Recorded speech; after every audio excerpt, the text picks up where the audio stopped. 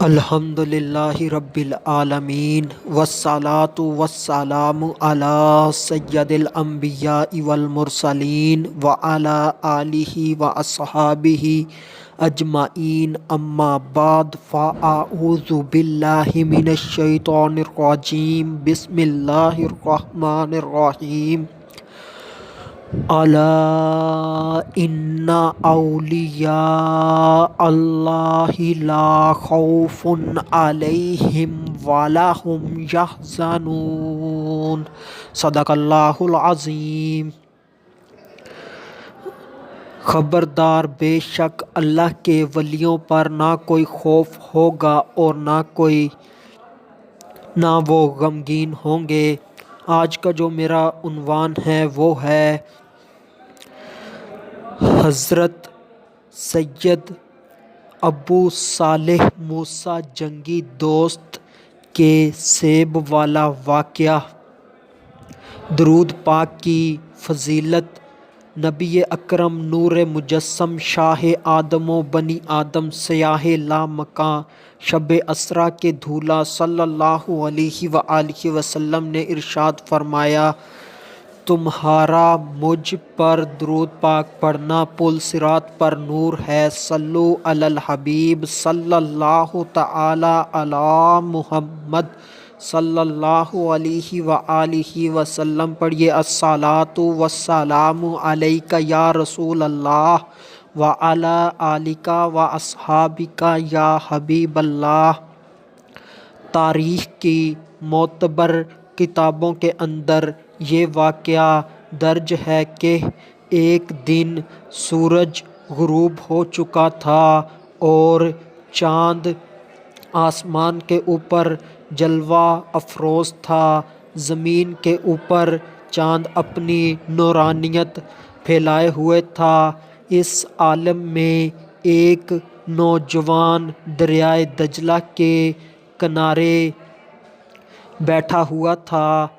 اس نوجوان نے دیکھا کہ ایک سیب دریا کی لہروں میں چلتا ہوا آ رہا ہے، تیرتا ہوا آ رہا ہے، تو اس نوجوان نے فوراً سے اس سیب کو پکڑا اور اس سیب کو کھاتے ہوئے گھر کی جانب روانہ ہوا۔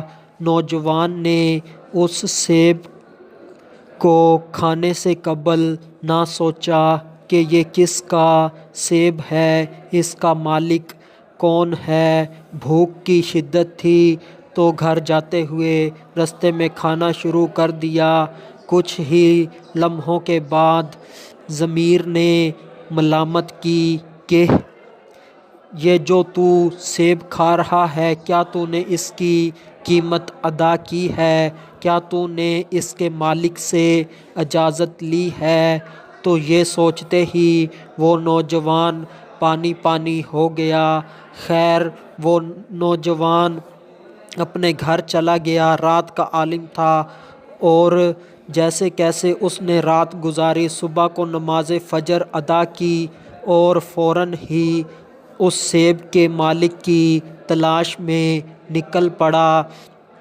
جیسے ہی وہ نوجوان مسلسل کئی دن راتیں سفر کرتا رہا اور آخر کار اسے ایک باغ دکھائی دیا دریا کے کنارے پر، تو وہ سمجھ گیا کہ یہ سیب اسی باغ میں سے بہتا ہوا میرے پاس آیا ہوگا۔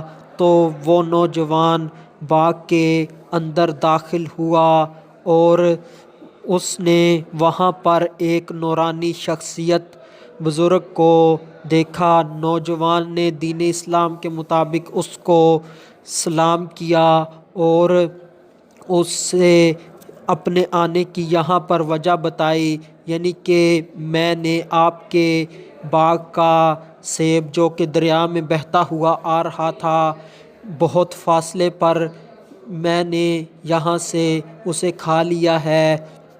میں کئی دن کی مسافت طے کر کے آیا ہوں، تو میں اس سیب کی قیمت ادا کرنا چاہتا ہوں۔ تو اس بزرگ نے کہا کہ اس سیب کی قیمت بہت زیادہ ہے۔ تو نوجوان اس سیب کی قیمت ادا کرنے کا پکا ارادہ کر چکا تھا۔ تو اس نوجوان نے اس مالک کے قول کے مطابق اس باغ کی دیکھ بھال کرنا شروع کر دی، اور 1 سال کی مدت طے ہوئی تھی۔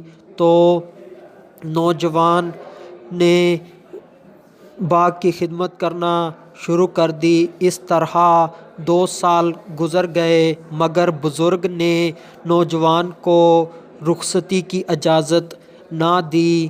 تو ایک دن مالک نے کہا، میں تمہیں تمہاری اجرت دینا چاہتا ہوں۔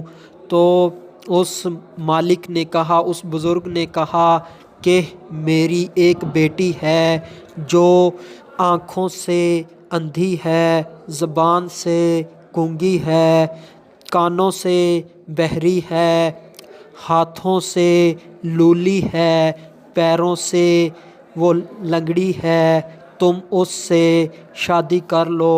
تو نوجوان نے بغیر سوچے اس کو قبول کر لیا، اور باغ کے مالک نے بتایا کہ اس گھر میں سوائے میری بیٹی کے اور کوئی نہیں ہے۔ اب یہ گھر بھی تمہارا ہے، یہ باغ بھی تمہارا ہے، میری ساری جائیداد تمہاری ہے، تم اس گھر میں چلے جاؤ۔ جب نوجوان اس گھر میں داخل ہوا تو اس نے دیکھا کہ ایک خوبصورت لڑکی ہے جو دنیا کی تیار کی ہوئی دلہن کی طرح نہیں، بلکہ جنت کی حور کی طرح ہے، اور شیریں زبان ہے، اور اس کے علاوہ چشمے غزالہ ہے، اور سارے اعضاء اس کے مناسب اور درست ہیں۔ تو اس نوجوان نے وہاں پر رات گزاری، اور صبح کو اس باغ کے مالک سے ملا اور بتایا کہ جو آپ نے اس کے متعلق بتایا تھا اس میں اور جو میں نے دیکھا اس میں بہت زیادہ فرق ہے۔ تو اس باغ کے مالک نورانی بزرگ نے بتایا کہ میں نے جو کہا اور جو تم نے دیکھا یہ بالکل سچ ہے۔ میں نے جو کہا تھا کہ میری بیٹی آنکھوں سے اندھی ہے، اس نے کبھی کسی نامحرم کو نہیں دیکھا۔ میں نے جو کہا تھا کہ میری بیٹی زبان سے گونگی ہے، تو اس نے کبھی کوئی فحش جملہ اپنے منہ سے نہ نکالا تھا۔ میں نے جو کہا کہ میری بیٹی کانوں سے بہری ہے، تو اس نے کبھی کانوں سے بے حیائی کی بات نہ سنی تھی۔ میں نے جو کہا تھا کہ میری بیٹی ہاتھوں سے لولی ہے، تو اس نے کبھی حرام کی طرف ہاتھ نہ بڑھایا تھا۔ میں نے جو کہا تھا کہ میری بیٹی پیروں سے لولی ہے، تو وہ کبھی بھی معصیت کی طرف چل کر نہ گئی تھی۔ تو اس مقدس خاتون کا نام سیدہ فاطمہ ام الخیر ہے، اور اس نوجوان کا نام حضرت سید ابو صالح موسیٰ جنگی دوست ہے، اور جو اس باغ کا مالک ہے اس کا نام عبداللہ صومعی ہے۔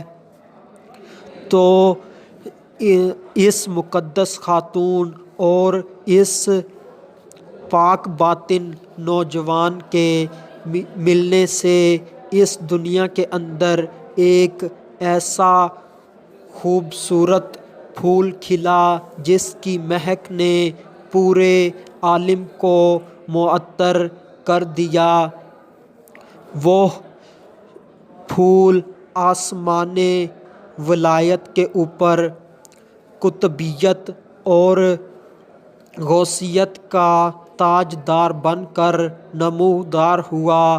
اس پھول کو میرا پیر شیخ عبد القادر جیلانی محبوب سبحانی قندیل نورانی کہتے ہیں۔ یہ واقعہ بیان کرنے کا مقصد کیا ہے؟ یہ واقعہ بیان کرنے کا مقصد یہ ہے کہ اس سے لوگوں کو نصیحت کی جائے اور خود بھی اس کے اوپر عمل کیا جائے۔ پہلی بات جو اس سے ہمیں حاصل ہوئی وہ یہ کہ ہمیں رزق حلال کھانا چاہیے اور حرام سے ہر وقت بچتے رہنا چاہیے۔ اگر کوئی گری پڑی چیز زمین سے یا کہیں سے بھی مل جائے تو اس کے مالک نہیں بن جانا چاہیے، بلکہ اس کے مالک کو تلاش کرنا چاہیے اور وہ چیز اس کے مالک تک پہنچانی چاہیے۔ اگر وہ چیز ختم ہو گئی ہو یعنی کہ استعمال کر لی گئی ہو تو اس چیز کی قیمت اس مالک کو دی جائے اور حرام کھانے سے بچا جائے۔ اور اس کے علاوہ جو ہمیں معلومات حاصل ہوتی ہے اس واقعہ سے وہ یہ کہ ہمیں اس دنیا کے اندر رہتے ہوئے اگر ہم سے کوئی غلطی کوتاہی ہو گئی ہو تو اس دنیا کے اندر ہی معافی تلافی کر لیں، چاہے اس کے بدلے میں ہمیں کتنی ہی مشکل سزا برداشت کرنی پڑے، کتنا ہی ہمیں اس کی خاطر ذلیل و رسوا ہونا پڑے، ذلیل و رسوا ہو جائیں، مگر دنیا کے اندر اس کا بدلہ اتار دیں۔ آخرت کے اندر بدلہ اتارنا ناممکن ہے، وہاں تو جہنم کی سزا ہی برداشت پھر کرنا پڑے گی۔ اور جو ہمیں اس سے معلومات حاصل ہوتی ہے وہ یہ کہ ہمیں پاک دامن رہنا چاہیے، پاکی اختیار کرنی چاہیے اور زنا کے قریب بھی نہیں جانا چاہیے۔ اور اس کے علاوہ اس میں عورتوں کے لیے بھی ہے کہ وہ نامحرموں کی طرف قطعاً نہ دیکھیں، نامحرموں سے شہوت بھری باتیں، لذت بھری باتیں اور مسکرا کر ان سے قطعاً نہ بات کریں اور نامحرم کی باتیں نہ سنیں، چاہے وہ کیسی بھی ہوں، اور نامحرم سے بچتی رہیں۔ اور اس کے علاوہ نامحرم کی طرف ہاتھ نہ بڑھائیں، کبھی نامحرم مرد کے جسم کو چھونے کی کوشش نہ کریں اور کبھی کسی گناہ کی طرف چل کر نہ جائیں۔ نامحرم لڑکوں سے، مردوں سے بچیں، اپنی عزت اور آبرو کی حفاظت کریں، اپنے ایمان کا دفاع کریں۔ اور اس میں یہ بھی ہمیں پتہ چلتا ہے کہ جو بھی اللہ کا ولی ہے یا نبی ہے وہ پاک والد اور پاک والدہ کے ملنے سے ہی دنیا میں آتا ہے۔